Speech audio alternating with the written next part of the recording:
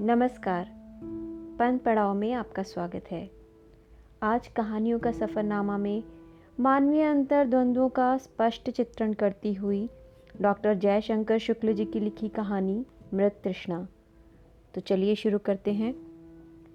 सड़क के दोनों ओर लगे वृक्षों की पत्तियों का झुरमुट बन हवा में झूमते हुए सरसराना, चिड़ियों का चहचहाते हुए कभी इस डाली कभी उस डाली, कभी फुर्र करते हुए बिजली की तार में पंक्ति में बैठ जाना, ठंडी ठंडी हवाओं का गुदगुदाना सुबह की सैर में चार चांद लगा देता है।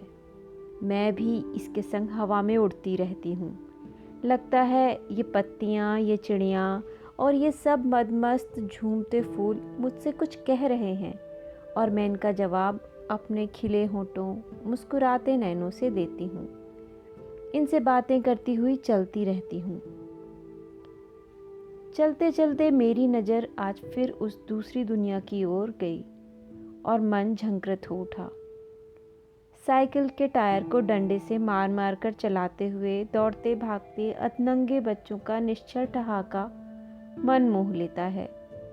सुबह और सुहानी लगने लगती है। सुबह के इस पल में मैं अपने आप को भी भूल जाती हूँ।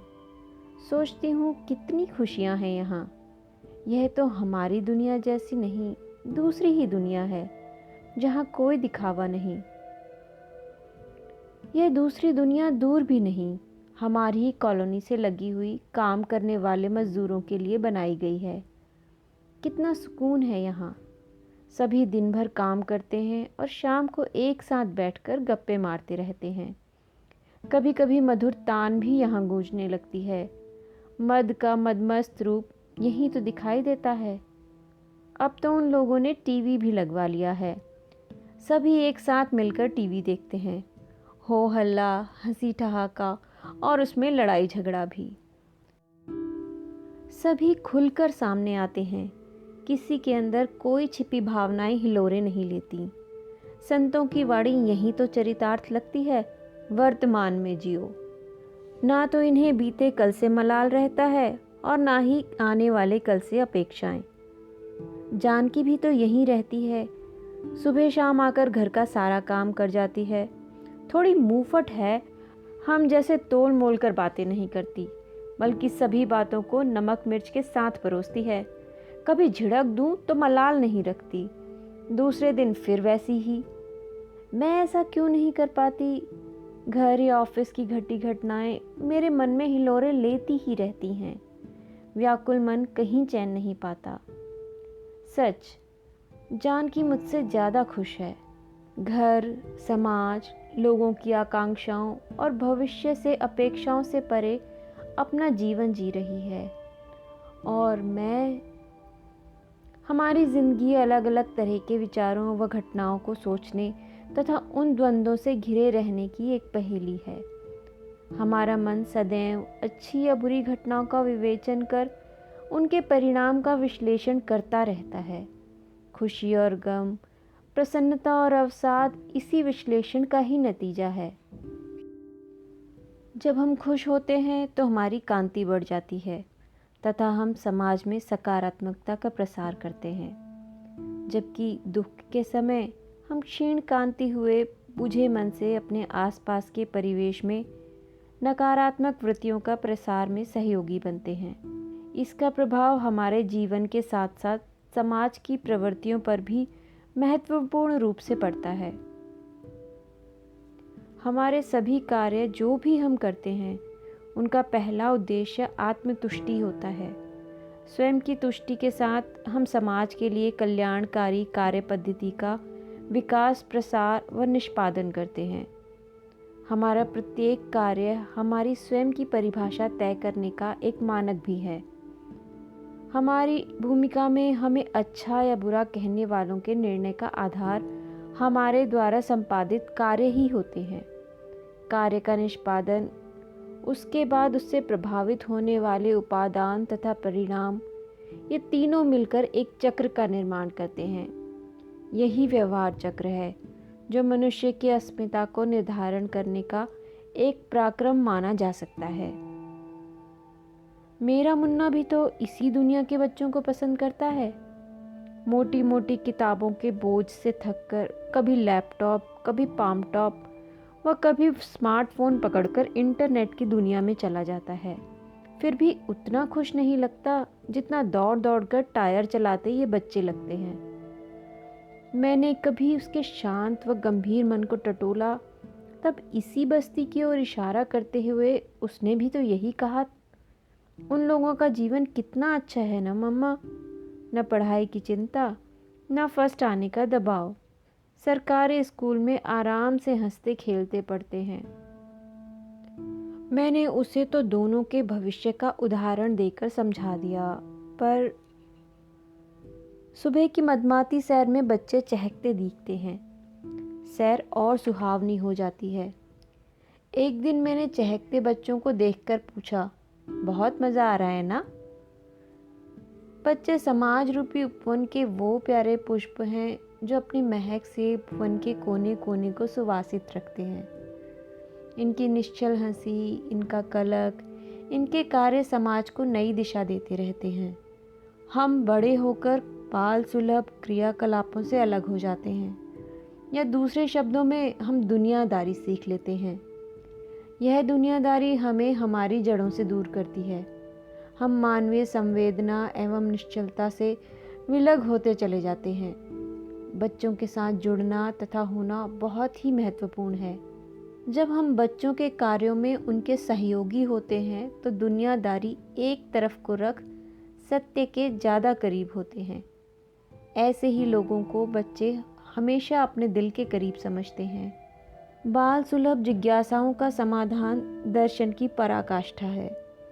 किसी भी बच्चे के अंतिम प्रश्न का जवाब देना अत्यंत कठिन होता है, कभी कभी यह असंभव भी होता है। हम बच्चों से बहुत कुछ सीखते हैं। इस तरह से उनके नज़दीक रहकर हम समाज के साथ साथ सृष्टि के भी बेहद करीब रहते हैं। उन लोगों ने कुछ जवाब नहीं दिया, हंसकर दूर भाग गए। उनकी हंसी मेरे शांत मन को छेड़ एक रिश्ता बांध गई। अब हर रोज़ मैं उन लोगों को देखकर मुस्कुरा देती। वे भी हंसती नज़र से मुझे विभोर कर देते। मेरा मन उनसे बात करने को ललायित रहता, पर वे हम लोगों की तरफ आते ही नहीं। बस मुझे दूर से ही कार में आते जाते देख हाथ हिला देते। मैं भी चहककर उनके हाथों की ताल से अपना हाथ हिलाने लगती। प्रकृति का हर उपादान हमें बहुत कुछ सिखाता रहता है। शर्त यह है कि हम सीखने के लिए कितने तैयार हैं। पक्षियों का कलक, सूर्य की रश्मियों का प्रभाव, झरने के जल का उच्छ्वास तथा बदलता मौसम हमारे लिए प्रतिपल सीखने के विविध आयाम प्रस्तुत करते रहते हैं। जब हम उन्मुक्त रूप से इनसे जुड़ते हैं तो हमारे मन प्राण में ताजगी का अनुभव होता है। हम सृजन की ओर बढ़ते हैं। हमारी सकारात्मकता समाज को नई दिशा प्रदान करती है तथा मानव जीवन को नए संदर्भ प्रदान करती है। हमारी एक एक बात हमारी प्रवृत्तियों को नए अर्थ प्रदान करती है। समाज, परिवार तथा हमारे मित्र जीवन रेखा के ऐसे चितेरे हैं जो उनके साथ नवीन कार्य व्यवहार जोड़ने को उद्यत रहते हैं। मानव मात्र के लिए ये अति महत्वपूर्ण है। सजगता, स्पष्टता व निरपराधिता मानव का मूल स्वभाव है। इसे बनाए रखकर ही हम कुछ नया, कुछ सकारात्मक करके सृजन की नई धारा प्रवाहित कर सकते हैं। आज सुबह की मदबाती सैर में बच्चों का चहकना मेरे कदमों को खींच ले गया। मैं उनके पास गई। आज वो भागे नहीं। शायद हमारे बीच मुस्कान का रिश्ता हमारी दुनिया की दूरी को पाट रहा था। मैंने उनसे पूछा, क्या नाम है तुम लोगों का? उन लोगों ने कुछ भी जवाब नहीं दिया, बस नजरें झुकाकर एक दूसरे को मटेरते हुए मुस्कुराने लगे। मैंने एक का माथा सहलाते हुए कहा, मुझसे बातें नहीं करोगे? मैं तो तुम लोगों की दोस्त हूं ना। नहीं, आप मेरी दोस्त कैसे हो सकती हैं? आप तो दूसरी दुनिया की हैं। उसकी आंखों में अचानक जज्बात मचल उठे। दूसरी दुनिया की? क्या मतलब? मेरी प्रश्नवाचक दृष्टि उसकी भावनाओं को पढ़ने के लिए बेचैन हो उठी। माँ तो आप लोगों की कॉलोनी को दूसरी दुनिया कहती है। हम लोगों को आप लोगों की कॉलोनी में आने को मनाही है। सिर्फ माँ बापू समय पर जाकर आप लोगों का काम कराते हैं, फिर गेट बंद। मैं यूं ही गेट पकड़कर आपकी सुनहरी दुनिया देखता रहता हूँ। तरह तरह की रंग बिरंगी कारें, साइकिलें, गियर वाली साइकिलें, कई तरह के मशीनों से गेम खेलते बच्चे, उनकी एक से एक ड्रेस मन को भा जाती है। उन्हें देखकर मैंने भी बापू से कुछ लेने को कहा तो नशे में धुत बापू ने मुझे बहुत मारा, बिना मतलब के माँ को भी मारा, जबकि वो तो दिन भर खटती रहती है। अब वो मुझे भी काम पर जाने को कहता है मैं बैठे बैठे खाकर मोटा हो जा रहा हूँ। कप प्लेट तो धो ही सकता हूँ, कार पोंछ सकता हूँ, चाय पानी दे सकता हूँ। मुझे ये सब काम पसंद नहीं है। मैं भी पढ़ना चाहता हूँ, कुछ बनना चाहता हूँ, रंग बिरंगी कारों में बैठकर घूमना चाहता हूँ। उस दिन जब मैं सिसक सिसक कर रोने लगा, तब माँ ने समझाया कि मैं उस दुनिया को ना देखूं, वो दूसरी दुनिया है। उस दुनिया को देखने से सिर्फ दुख ही होगा। इस बार जब मैं भगवान के पास जाऊंगा तो ज़रूर कहूँगा कि हमें भी दूसरी दुनिया में पैदा करे।